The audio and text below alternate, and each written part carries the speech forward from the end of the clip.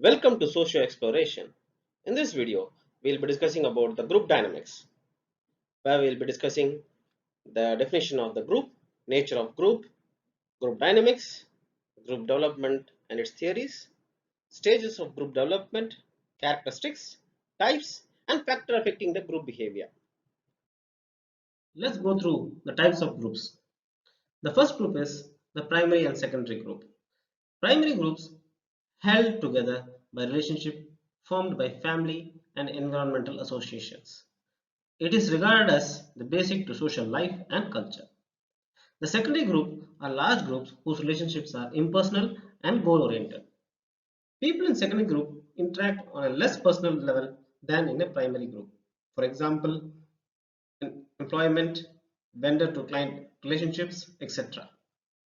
The second type of groups are the formal and informal groups. Formal groups are recognized groups and informal groups are non-recognized groups. These groups are subdivided into various groups that we will discuss in the forthcoming slides. The third type of groups are in-groups and out-groups. In-group refers to the group an individual belongs to and identify with when the individual group is interacting with the other group. For example, when two rival sports teams, the cricket team maybe, face off in a game, the team you support is the in-group while the other team is the out-group. The fourth type of groups are autocratic and democratic group. Autocratic groups are also known as dictatorial group, which is characterized by autocratic style of functioning of the leader. Thus, in a dictatorial group, each member knows the other indirectly through the leader, but members have no direct connection with each other but only through the leader. It's a star structure of coordination. The role of the individual is minimum as a leader is the fountainhead of all the responsibilities. But on the other hand, the democratic group, the individual member has more responsibility and more scope of active participation in the functioning of the group. In such a group, every member is allotted some sort of responsibility, some power for which he or she feels great and involved. Different members know each other directly as the group members have link with each other. The fifth type of group are face-to-face and co-acting groups. In this, the individual, when sees other individual doing the same or similar activities, the sight and the sound from the activities of others stimulates the individual to do more work. This is the effect of co-acting group or on other members. Women knit faster when in a group than when alone because of a sense of competition. Social facilitation also influences the confidence of the individual. The presence of others seems to have an energizing effect on the individual, causing him or her to work with greater interest and higher motivation. The individual gets facilitation from his co-workers. The presence of others, either in a setting in which they are act together or in front of an audience, impairs the learning of new responses but facilitates the performance of those previously learned. The sixth type of groups are membership and reference group. It is not possible on the part of a person to be a member of several groups. A person may be a member of one group, but though his contacts with other groups, he may relate himself with it. This is called a reference group. In the other case, those groups to which a person actually belongs, informally or formally, is designated as his membership groups. As we have discussed over the previous slides, that groups can be divided into two types that are formal and informal. The formal groups may take the form of command groups, task groups, and functional groups. So command groups are specified by organizational chart and often consist of a supervisor and the subordinates that report to that supervisor. In the case of task group, the groups consist of people who work together to achieve a common task. Members are brought together to accomplish a narrow range of goals within a specified time period. The functional groups is created by the organization to accomplish specific goals within an unspecified time frame. The functional group remain in existence after achievement of current goals and objectives. The informal group can have a strong influence in organizations that can either be positive or negative. The informal group can take the form of interest groups, friendship groups, or reference groups. Interest groups usually continue over time and may last longer than general informal groups. Members of interest groups may not be the part of the same organizational department, but they are bound together by some or other common interest. The goals and objective of the group interests are specified to each other and may not be related to organizational goals and objectives. The next type is the friendship groups. Friendship groups are formed by members who enjoy similar social activities, political beliefs, religious values, or other common bonds. The reference groups is a type of group that the people use to evaluate themselves. The main objective of the reference groups are to seek social validation and social comparison. Social validation allows individuals to justify their attitudes and values, while social comparison helps individuals to evaluate their own action by comparing themselves to the other. Reference groups have a strong influence on members' behavior. Such groups are formed voluntarily. Family, friends, and religious affiliation are strong reference groups for most individuals. So, how formal groups are different from informal groups?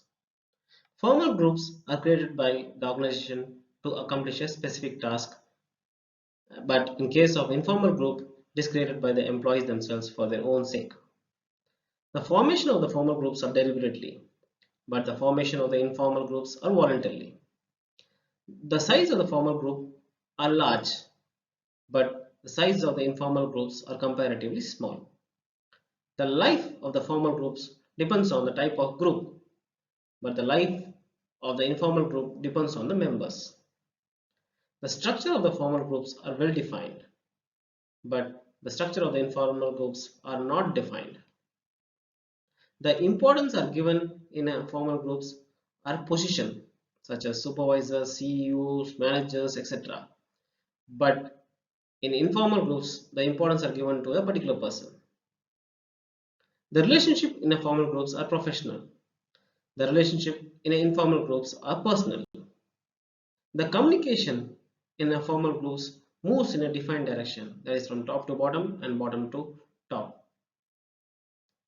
But in an informal group, the communication stretches in all directions. There are various factors which affect the group behavior, namely the group member resources, the group structure, and the group processes. The group member resources are nothing but the members' knowledge, abilities, skills, and personality characteristics such as social ability, self-reliance, and independence are the resources the group members bring in with them. The success depends upon the resources as useful to the task. Next is the group structure. Under the group structure, there are various components such as group size, roles, norms, and cohesiveness. The group size may be small or may be big. The small groups of 2 to 10 are thought to be more effective because each member has ample opportunity to take part and engage activity in the group. But in the other case, that is a large group may waste time by deciding on processes and trying to decide who should participate and who should lead. Next is the group roles. In a formal group, roles are always predetermined and assigned to the members. Each roles shall have specific responsibilities and duties. There are, however, emergent roles that develop naturally to meet the needs of the group. These emergent roles will often substitute the assigned roles as individuals begin to express themselves and become more assertive. The work roles are task-oriented activities that involve accomplishing the group's goal. The role conflict arises when there is ambiguity between the sent roles and received roles, which leads to frustration and dissatisfaction, ultimately leading to low turnover, inconsistency between the perceived roles and the role behavior, and conflicting demands from the different sources while performing the task. Next is the group norms. It defines the acceptable standards or boundaries of acceptable and unacceptable behavior shared by the group members. They are typically created in order to facilitate group survival, make behavior more predictable, and avoid embarrassing situations and express the values of the group. Next is the cohesiveness. It refers to the bonding of group members or unity, feeling of attraction for each other, and decide to remain a part of the group. Many factors influence the amount of group cohesiveness: agreement of group goals, frequency of interactions, personal attractiveness, intergroup competition, and favorable evaluations. Cohesiveness in a group has both positive and negative effects. Next is the group processes, where it refers to the communication pattern used by the members for information exchange, group decision processes, leader behavior, power dynamics, and conflict interactions. The factors which influence the group processes are of two types, namely the external and internal factors. External factors consist of organizational overall strategy, authority structure, formal regulations, resource constraints, selection processes, performance and evaluation system, organizational culture, and physical work setting. But the internal factors consist of interpersonal relationship of group members, coordination of group members, group structure, group norms, social loafing, group decision making, and group thinking. Thanks for watching. Do subscribe and click the bell icon for further notification.